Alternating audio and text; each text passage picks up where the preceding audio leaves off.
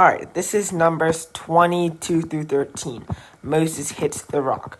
So this is after Moses rescued the Israelites from Egypt, and they were banished from the promised land. But Moses was still safe. They were in the desert, and they were complaining to Moses about how they needed water, and about how they should just go back to Egypt. But God said to Moses, "Moses, hit the rock and water shall come out." But instead, Moses struck the rock, which was an act of putting himself on the same level as God, which ended up making it so he couldn't go to the promised land as well. Balaam tries to curse Israel. The king of Moab is freaked out when the Israelites were traveling through his territory. So the king of Moab hires a pagan sorcerer, Balaam, to curse the Israelites. Balaam tries to curse the Israelites, but instead blesses them 3 times.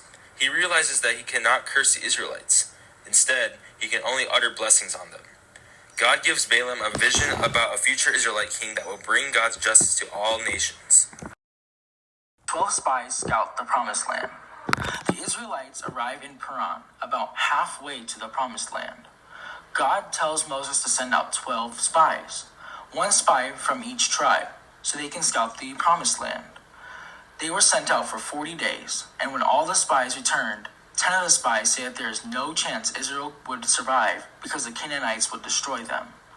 But the other 2 spies, Caleb and Joshua, say that God can save them. But the other 10 spies then put the people into a fearful rage and started to plan a mutiny. They are going to appoint a new leader and then head back to Egypt. God gets angry at the people, and Moses intercedes on the people's behalf, reminding God to be faithful to the promise he made with Abraham. So God gave them what they wanted, to not enter the promised land. And God sentenced this generation to wander the wilderness for 40 years until they die, 1 year for every day. Only the children will be able to enter the promised land.